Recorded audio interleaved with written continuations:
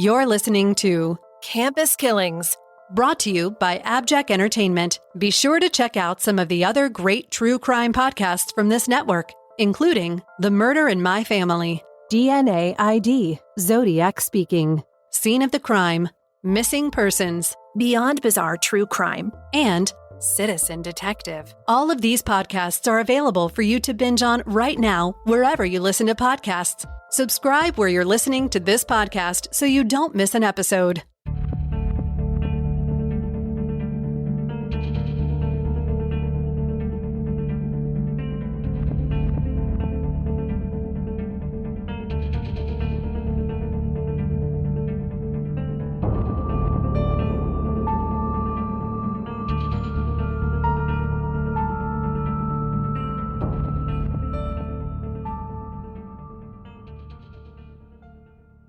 Hi, Megan, and hello, listeners.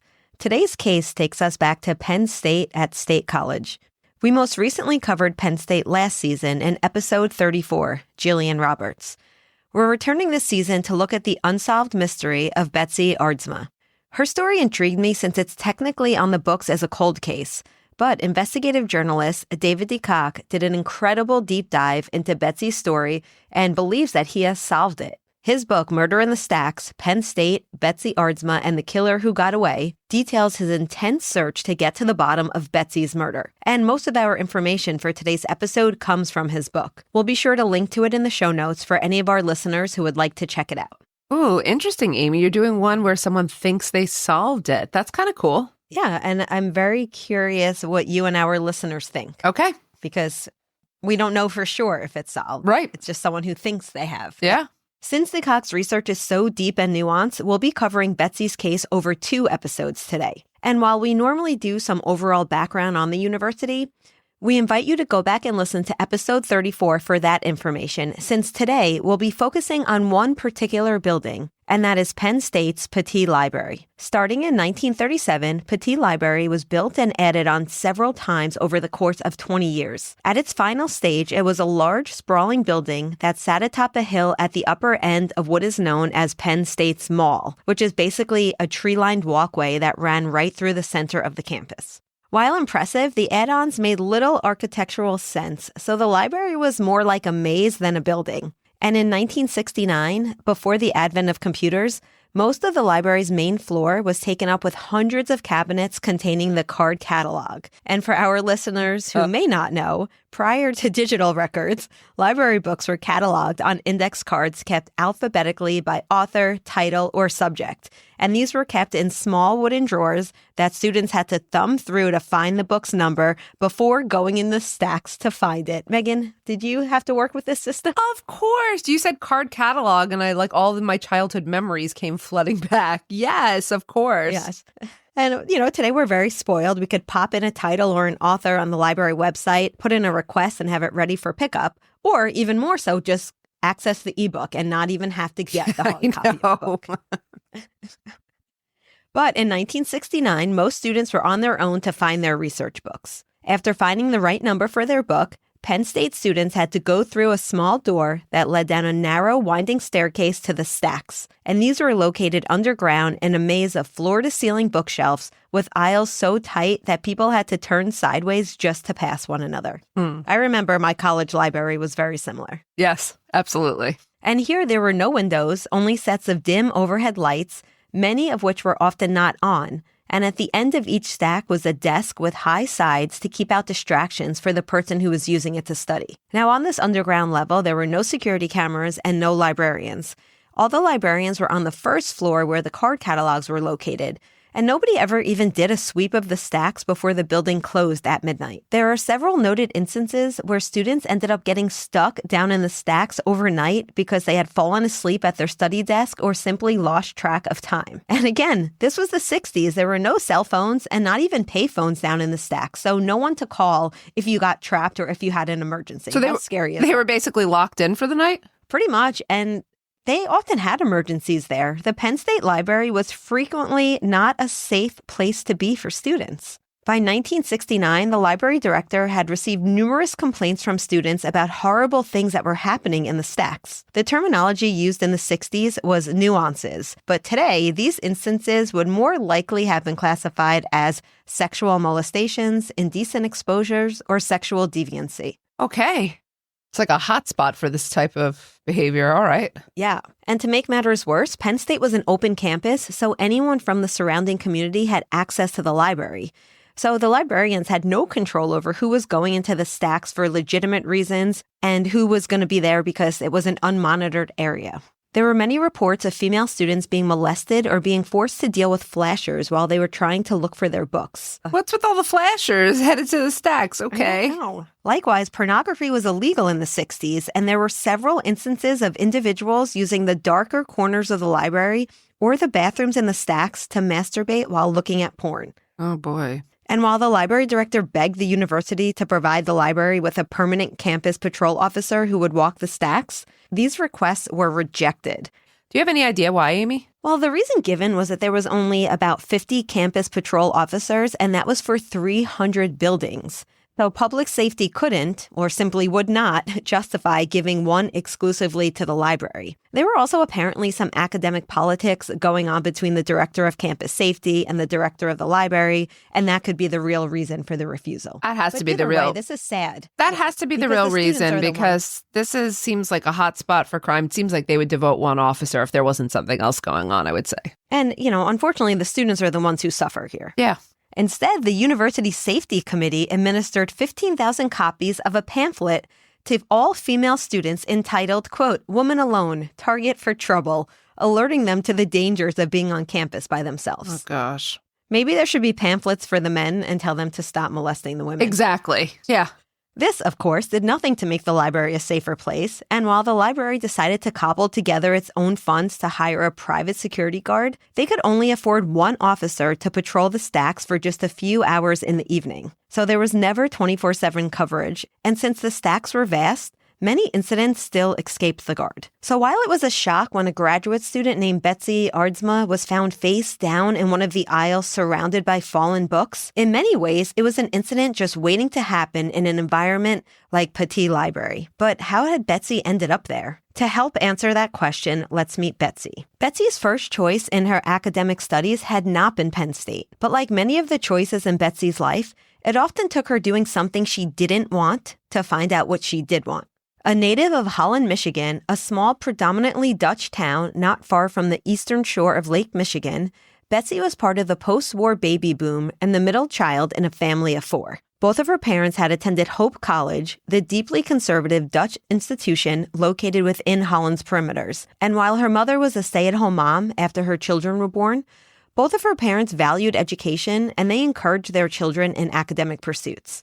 From a young age, Betsy was a top student who was deeply moved by the arts and creative endeavors. But she also excelled in the sciences and told her parents that she hoped to be a doctor someday. And this was a big deal for the times because we're talking about 1950, where there were very few female doctors. And the fact that Betsy didn't want to, quote, settle for just being a nurse showed a particular level of strength and risk in a young girl. Yeah. And by high school, it really looked like she could very well go into such a prestigious career. She had aced all of her pre-med track classes her first 2 years, but she also had a deep love for literature and art. By sophomore year, she knew she would be college-bound, but to where and what major was a difficult choice for her. Art and literature gave her life and happiness, but she yearned to do something to help the world.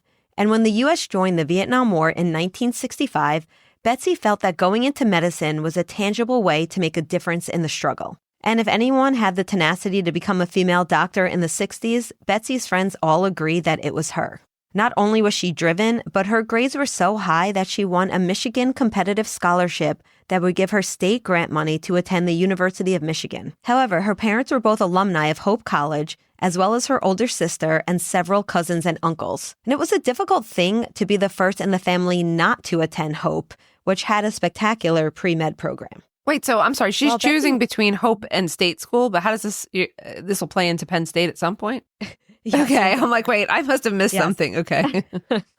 We'll get there. Okay.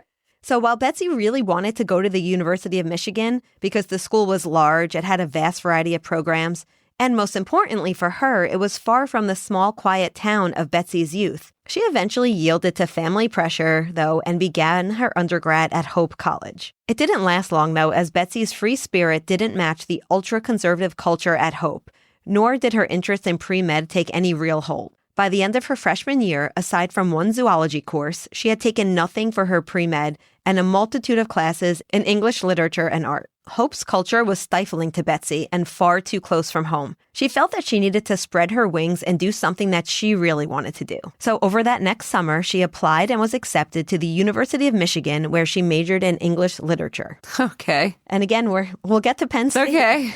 At Michigan, Betsy became deeply interested in the civil rights movement and the anti-Vietnam movement. And by her graduation in 1969, Betsy wanted to join the Peace Corps. While it took over 6 months to hear back, she was elated when she received her acceptance letter and assignment to a division in Sierra Leone, Africa, where she would be able to spend the next 2 years. However, there was one large issue. At the same time that Betsy received her admission to the Peace Corps, her longtime boyfriend, David Wright, received his acceptance letter to Penn State College of Medicine in Hershey, Pennsylvania. Aha. There we have the connection. When Betsy told David and asked if he would wait for her while she lived her dream in Africa, David replied, "I don't know what will happen," and surmised that she could meet someone new in the program, or he could meet someone new at his new program. So she had to make a choice. Go to the Peace Corps and potentially lose the person she loved, or follow David to Pennsylvania and see where their lives took them. Aw. And then, of course, there was the third option, which was staying at the University of Michigan to do a master's in English while David completed his medical studies. And that way, she figured they were at least on the same continent and they could visit one another periodically. However, there was one problem with Betsy's plans. You see, her parents did not want her staying in Michigan, as Ann Arbor had been frozen in terror for years, known as the co-ed killer. He was a murderer who preyed on petite brunette college girls at the University of Michigan between 1967 and 1969. And Betsy fit the description for the killer's preferred victims, and her family wanted her as far away from Michigan as possible in that summer of 1969. And in their eyes, Pennsylvania looked a lot safer, and if she and David had talked about marriage, which they had, then to them it made the most sense for her to follow him. Again, given this time, that's what, women often didn't pursue their own path, right? Yeah. At this time, it was commonplace for women to not pursue their own path and to get married young. So Betsy decided to leave her Peace Corps dreams behind, and she enrolled in Penn State's English Graduate Studies program. Unfortunately, she would still be over 100 miles from David, as the only English master's program at Penn State was at State College, while David's program was in Hershey. But 100 miles was definitely better than the 600 miles that they would be if she had stayed in Michigan. Sure. But the 100 miles was certainly better than the 600 miles that they'd be separated if she had stayed in Michigan. They made plans to write each other daily, and every other weekend they would take turns taking the bus between the campuses to visit each other. The couple would spend the rest of the summer of 1969 looking at engagement rings and getting ready for their big move to Pennsylvania. They planned to announce an engagement around Christmas with a wedding the following spring. In August of that summer, Betsy packed up her things, said goodbye to her family, and embarked on her new life as a graduate student at Penn State. And now, a brief word from our sponsors. While Betsy had always been outgoing and made friends easily, she found her transition to Penn State much harder than she thought.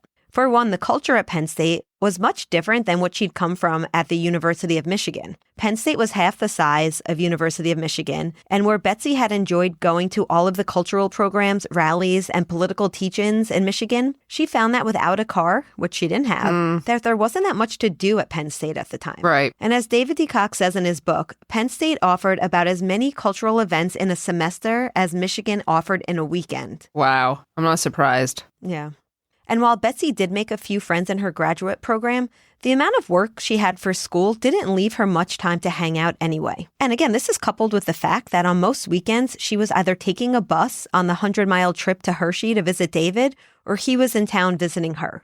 So again, she really had little time left to make the kinds of bonds with students and just with the campus in general that she had been able to do in her undergrad. As her first semester wore on, she expressed doubts that she had made the right decision in following David to Pennsylvania. She started thinking, did she really want to become a doctor's wife? And I want to take a minute to unpack what this would mean for Betsy in 1969, because this was shocking to me, okay? To give some perspective, Hershey's Medical School actually had a medical student wives club that, quote, prepared young women like Betsy on how to be the wife of a physician. Oh, boy. This mainly meant learning how to host fundraisers and dinner parties, how to dress and act in a way that would help further their husbands' careers, and how to be supportive of their husbands' goals and ambitions. Ooh.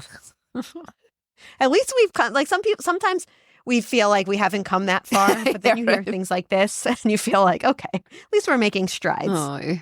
For Betsy, though she never referred to herself as a feminist, many of her friends later remarked that she was one and probably just didn't realize it. She had always wanted a career outside of the home, and she was pursuing it by getting her master's in hopes of becoming a scholar of literature. While she wasn't quite sure what it was that she wanted to do, she did know that she did not want to be at home waiting for David. But according to her friends, she was still very much in love with David, and she was at a serious crossroads, not knowing what to do. Perhaps her confusion over her future is why around this time she started going on some casual dates with some of the male graduate students at her school. We can speculate that maybe she was keeping her options open, or maybe she was just really lonely and looking for some kind of personal connection.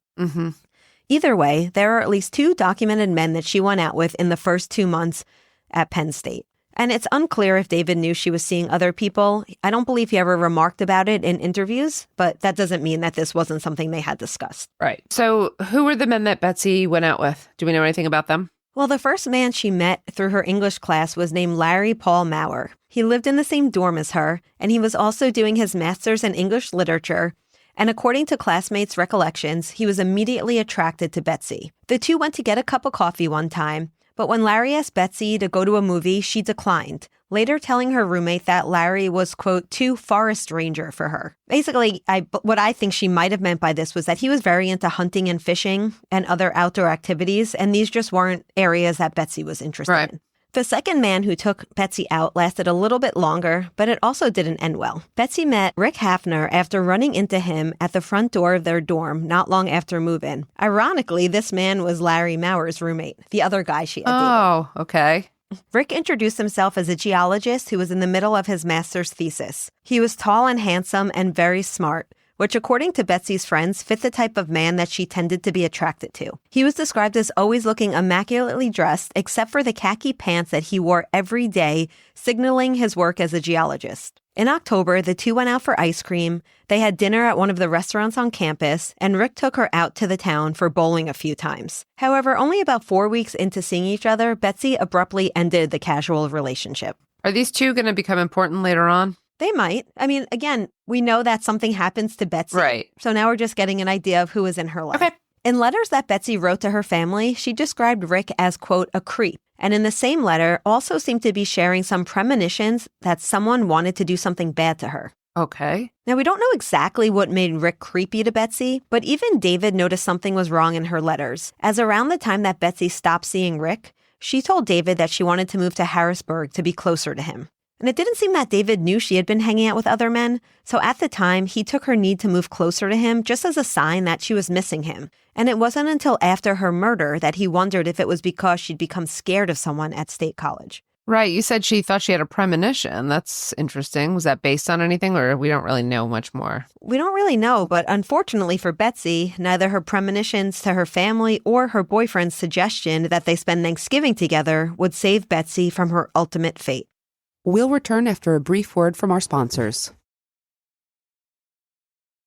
Betsy and David did share a wonderful Thanksgiving dinner together. She took the bus out to Hershey on Thursday morning, arriving around lunchtime where several of the medical students got together to cook themselves a turkey dinner and enjoy one another's company. But Betsy couldn't hang around long in Hershey as she had a paper due for class the following week, so she returned to Penn State after dinner. On the Friday following Thanksgiving, Betsy slept in, got lunch with one of her friends from the English program, and then proceeded to the library to meet with her mentor about her paper. At around 5 p.m., Betsy had gathered all of the call numbers that she needed from the card catalog for her paper, and one of the on-duty librarians observed her descending the narrow stairway into the stacks. Several of Betsy's classmates were also moving through the stacks, and she chatted briefly with one young woman named Marilee Ederle before moving on her way. Also in the stacks that evening was a foreign exchange student and a 50-year-old writer who had come to use the Xerox machine for research that he was doing on a new book. A bit after 5 p.m., all three heard a strange noise from the English section of the stacks. The sound of a thump, like someone hitting their chest, followed by a gasp and then a loud crash as a whole shelf of books hit the floor. A tall man suddenly ran out of the stacks, heading towards the stairs. As he saw the two students and the writer, he huffed, quote, "Somebody had better help that girl," before turning sharply away from the stairs on the route that would take him out of the library through a side door. The foreign exchange student followed the tall man, thinking that the girl in question was where he was going. And then the writer left quietly with his copies, thinking it was some sort of college prank. This left Marilee to go investigate the noise by herself. Amongst the mess, she found Betsy lying on her side with one leg propped on a bookshelf as if she had been trying to climb it. She was covered in books and half a shelf that had fallen, and beneath her body was a spreading puddle of what smelled like urine. Marilee didn't know what to think as she removed some of the books from Betsy's back and returned them to the shelf. As she was doing this, a librarian came down from the first floor, having heard the enormous crash through the open heating vents. When she saw Betsy on the ground, she ran back upstairs to tell the circulation desk that a student had fainted in the stacks and needed assistance. As an ambulance made its way towards the library director and 2 other staff went down to see if they could wake Betsy up. And at the time, no one was very worried because students would often faint in the stacks due to bad ventilation and high heating system. Oh my goodness. And when they found Betsy, they simply rolled her over and began mouth-to-mouth resuscitation. So there's no blood then? I think, or not that anyone could see, or else I think people would be more concerned. there's no obvious blood at this point. But I think this is probably, if they're saying that college students often fainted down there, I think it's time to, increase the ventilation or get a new system. I'm shocked at what seemed to pass muster at this point. Okay. Only 8 minutes later, EMTs arrived to find that Betsy's face was flushed and there was a very small spot of blood on her white blouse, leading them to believe that she had suffered a seizure and perhaps bit her tongue as she fell. Oh. They also detected a faint pulse, so they put her on a stretcher and brought her to the student health center to be checked by a doctor. Oh, gosh. Why didn't they just rush her to the hospital? That's a good question, and I don't fault them for what they did because the nearest actual hospital was over 40 miles away. So the student health center was really their only option for acute care. Gotcha. Unfortunately, though, by the time they arrived at the clinic and the doctor checked her pulse, he found that she had none. There is some conjecture about the next part, but the doctor on duty did not examine Betsy right away after realizing that she was deceased. When he pronounced her death at 5:20 p.m., he simply had his attendants put a sheet over her and called the director of health services and other school officials to explain that a student had died after having a seizure in the library stacks and that somebody needed to call her family. I think, obviously we weren't there. We don't have all the information, but from what I gathered, it seems that the facility had little to offer in way of any health services beyond maybe handing out birth control or asthma medication.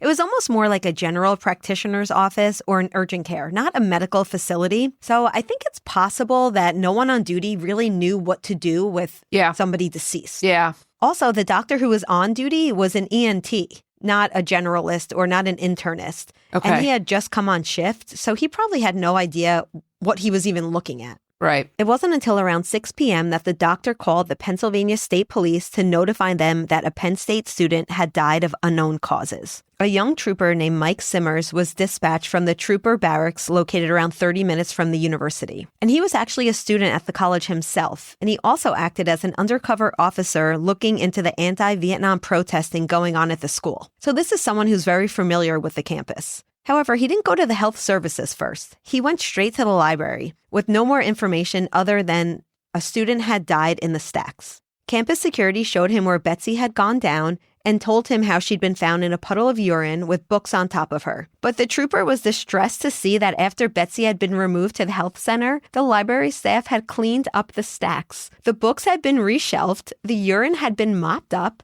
and the shelves had been replaced and wiped down by the janitor. To make matters worse, the area had not been cordoned off, and over 100 students had wandered through to see what the cleanup was all about. So there's and this was all prior to police getting to the scene. So there's no crime scene anymore, essentially. Oh, and one more thing, Megan. Library logs showed over 300 students had been in and out of the library between the time Betsy was found and when the officer arrived. So this is meaning... So basically, many potential witnesses who could have given information were long gone by this point.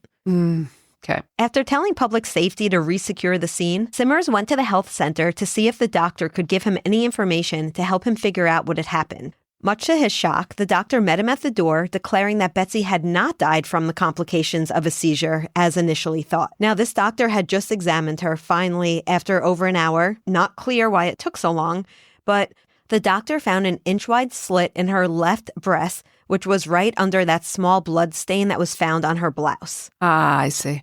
Simmers followed the doctor to the examination table and saw the wound for himself. While there was very little blood for such a deep wound, it was clear that Betsy had been murdered. Trooper Simmers realized very quickly that he was going to need backup, a lot of backup. While he'd never headed up his own murder investigation before, he knew that several critical things had been lost. For one, the crime scene had been totally compromised. Any fingerprint evidence had been destroyed by the library janitor. Over an hour had gone by since Betsy had been found in the library, leaving the killer with ample opportunity to slip away. And any witnesses to the killing would now have to be hunted down by police with the hope that they would not only cooperate, but that they would have accurate memories. That is an uphill battle. As Simmers put out the call to the lead crime investigators at the barracks, his supervisors worked on getting a coroner to come in to do an autopsy on Betsy. However, this also wasn't an easy task, as finding a coroner available took several hours, and Betsy's autopsy didn't begin until around 11:45 p.m. on November 28th. This is over 6 hours after she had been found in the library. Her autopsy, however, would reveal several astounding things. For starters, she had been stabbed with a thin, pointed blade around 3.5 inches long. The stab had been done with considerable force, enough for the blade to penetrate her breastbone, slice a lung, and pierce her pulmonary artery, and was done in a face-to-face confrontation. All the blood from the wound, coming in at about 3 liters, had pooled inside of her chest cavity, which is why there was no blood found at the scene. She had not been sexually assaulted, but she had sustained several head wounds that the coroner surmised were from falling and hitting the bookshelf. Her cause of death was ruled exsanguination, or death via a severed artery and severe internal bleeding. She died within minutes of the assault. Pennsylvania state troopers began their investigation with a contaminated crime scene, virtually no witnesses, and a young woman who had been stabbed with a thin, pointed blade that didn't seem to match any usual kinds of pocket knives. With limited forensic abilities and facing down a university whose public safety department had already proven that they could not keep the campus safe, solving Betsy's case seemed hopeless from the start. In our next episode, we'll unpack the fraught investigation as well as uncover who investigative journalist David D. Koch believes killed Betsy, along with his extensive research on why he believes that his suspect is the only potential person responsible for Betsy's death. We look forward to seeing if our listeners agree with David or if they have their own theories. Before we go today, if you'd like to support Campus Killings, consider subscribing to the show with an AbJack Insider subscription through Apple Podcasts. Your subscription will get you VIP access to all the shows on the network that not only includes hundreds of episodes of ad-free listening, but also bonus content and early access to episodes. For only $4.99 a month or $49.99 a year, you'll unlock a variety of listener benefits, and you'll be supporting this show in the process. Head over to Apple Podcasts and search for either Campus Killings or AbJack, and you can start your subscription with a free trial. Your support is greatly appreciated. Thank you, everyone, for listening today, and we hope you'll join us on the next episode of Campus Killings. Campus Killings is hosted by Dr. Megan Sachs and Dr. Amy Schlossberg, with research and writing by Abigail Belcastro. It's produced by Mike Morford of AbJack Entertainment. Be sure to follow Campus Killings on social media. You can find Campus Killings on Twitter with the handle @CampusKillings or on Facebook at facebook.com/Campus Killings. You can also visit the show's homepage at campuskillings.com. Be sure to tune in every other Saturday for new episodes of Campus Killings.